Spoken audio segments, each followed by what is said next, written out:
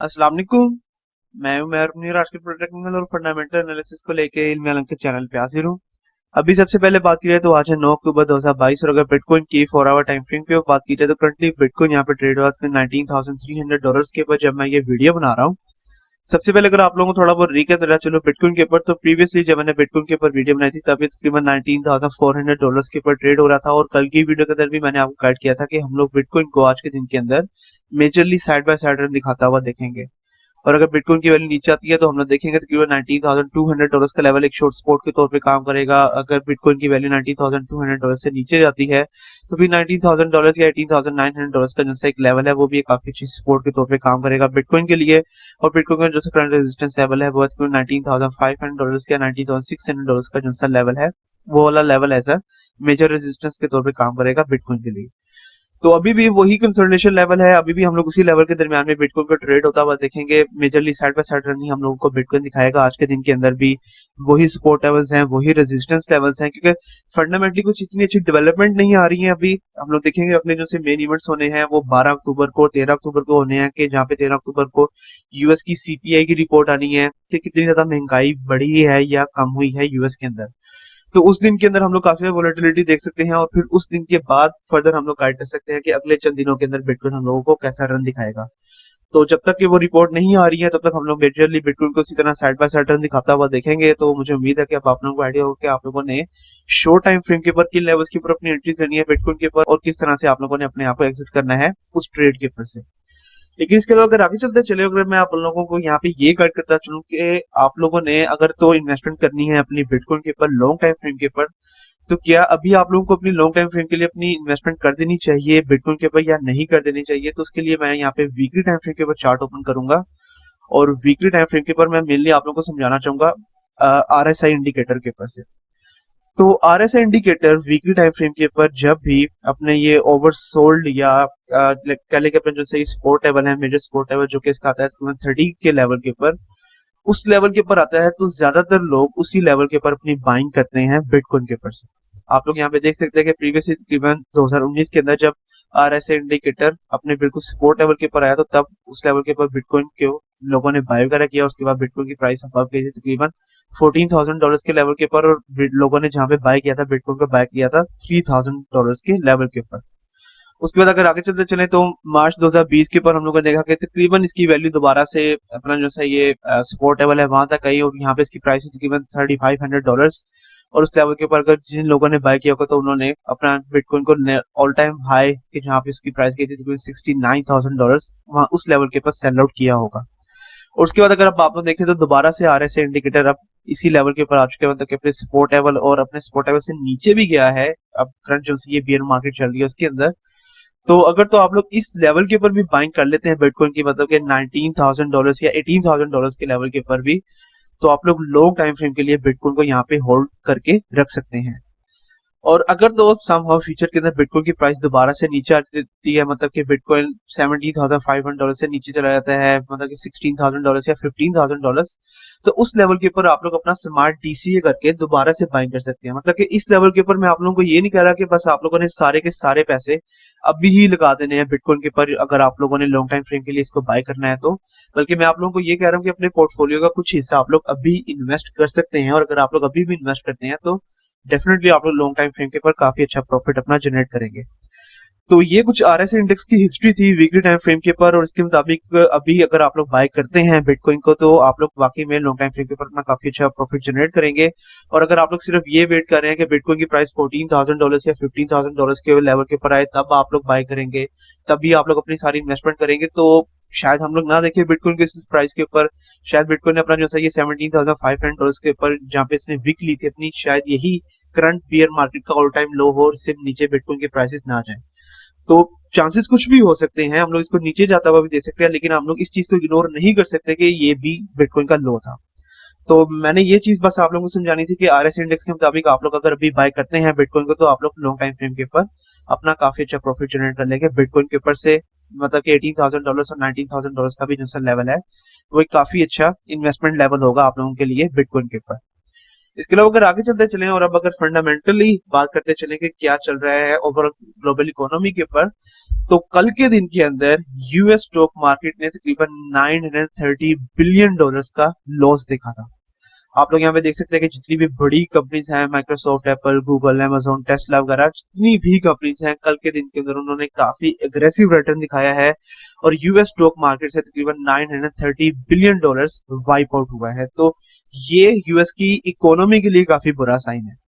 अब हम लोग फेड की तरफ से कैसा रन दिखाता हुआ देख सकते हैं, तो उसके बारे में अगर मैं आप लोगों को गाइड करता चलूं, तो कल के दिन भी मैंने आप लोगों को गाइड किया था कि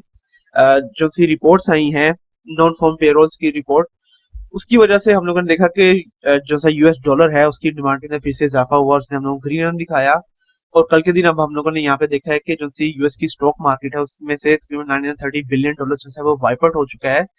तो इसकी वजह से अब हम लोग देखेंगे कि जो सा अगले महीने के अंदर फेड ने इंटरेस्ट रेट्स को बढ़ाना है, वो दोबारा से बढ़ाएगा 75 बीपीएस के इंटरेस्ट रेट्स।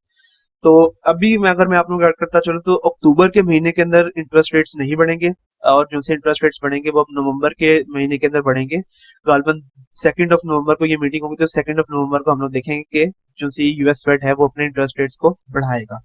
और अगेन जो बढ़ाएगा वो बढ़ाएगा 75 बीपीएस। और प्रीवियस हम लोग 3 महीनों से देख रहे हैं कि प्रीवियस 3 महीनों से लगातार 75 बीपीएस के इंटरेस्ट रेट्स बढ़ रहे हैं और इस बार भी नहीं बढ़ेंगे। तो इसका इफेक्ट क्या होगा क्रिप्टो मार्केट और बाकी की जो सी फाइट करेंसीज है उसके ऊपर, तो अगर उसके बारे में आप लोगों को यहाँ पे गाइड करता चलूं, तो बेशक जो से नंबर्स हैं वो हमारी एक्सपेक्टेशंस के मुताबिक बढ़ेंगे, लेकिन इसका जो इफेक्ट होगा वो काफी ज्यादा एग्रेसिव हो सकता है और इसकी वजह से बिटकॉइन और बाकी की जो सी क्रिप्टो करेंसीज है वो हम लोगों को काफी एग्रेसिव रिटर्न दिखा सकती है।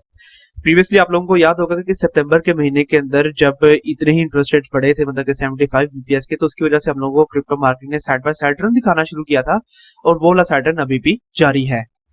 लेकिन इस बार इसका इफेक्ट काफी ज्यादा बुरा इसलिए हो सकता है क्योंकि पिछले 3 से 4 महीनों से लगातार 75 बीपीएस के इंटरेस्ट रेट्स बढ़ रहे हैं और इस चीज को जो सी ग्लोबल इकोनॉमी है और जो सी क्रिप्टो मार्केट है वो काफी अग्रेसिव तरीके से ले सकती है। उसकी वजह से जितनी भी ग्लोबल इकोनॉमीज हैं, मतलब कि यूरो हो गया,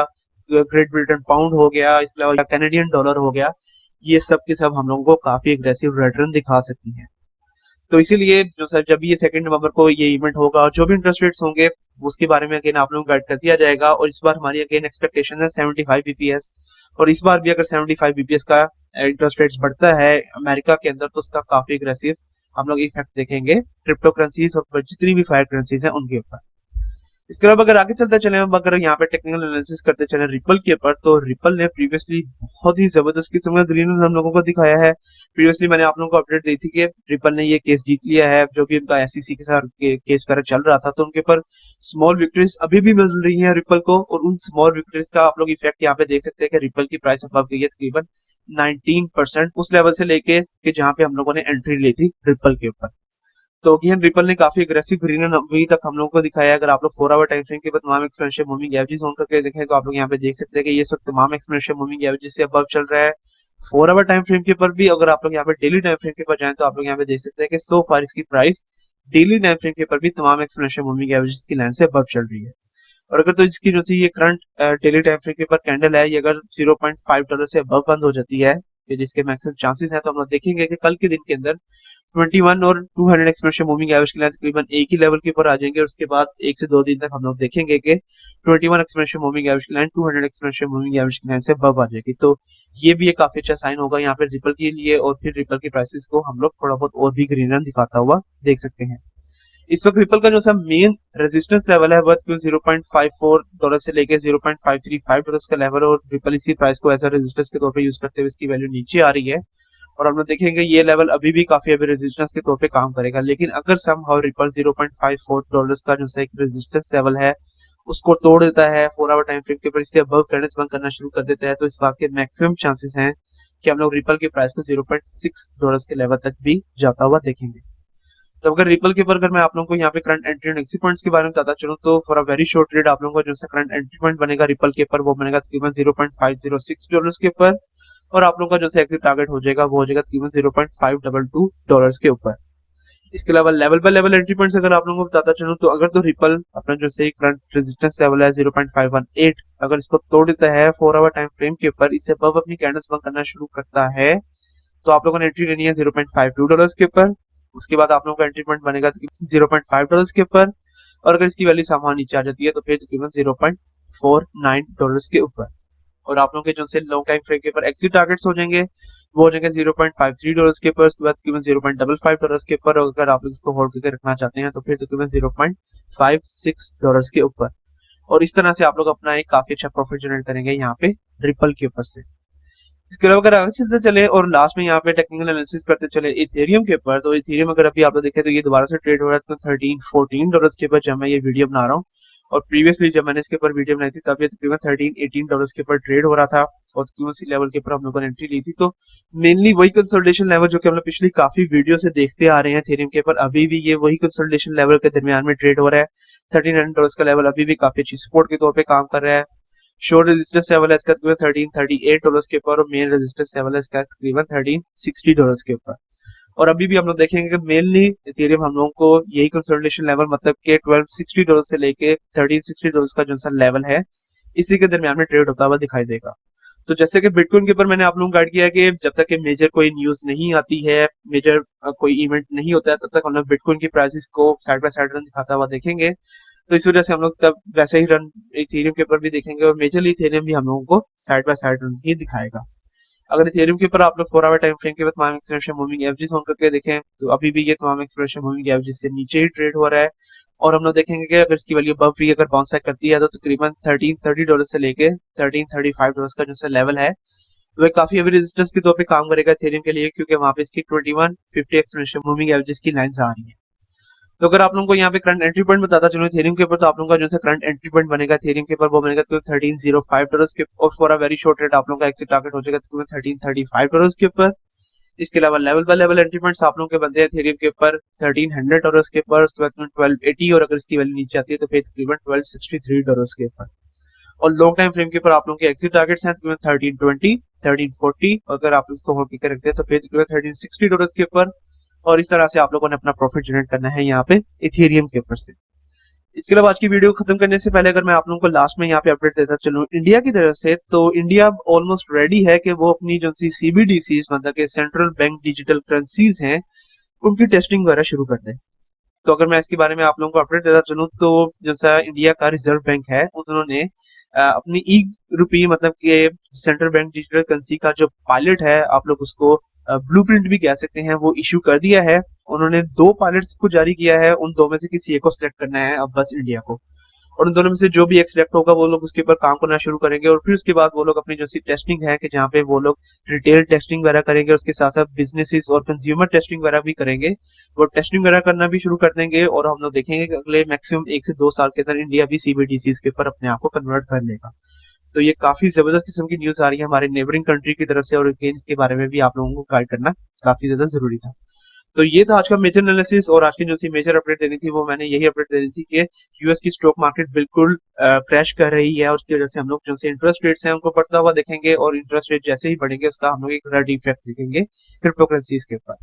तो मुझे उम्मीद है कि अब आप लोगों का आइडिया होगा कि आप लोगों ने किस तरह से अपने फंड्स को हैंडल करना है क्रिप्टो करेंसीज के ऊपर से। कल तक के लिए आप मुझे इजाजत दीजिए। अल्लाह हाफिज।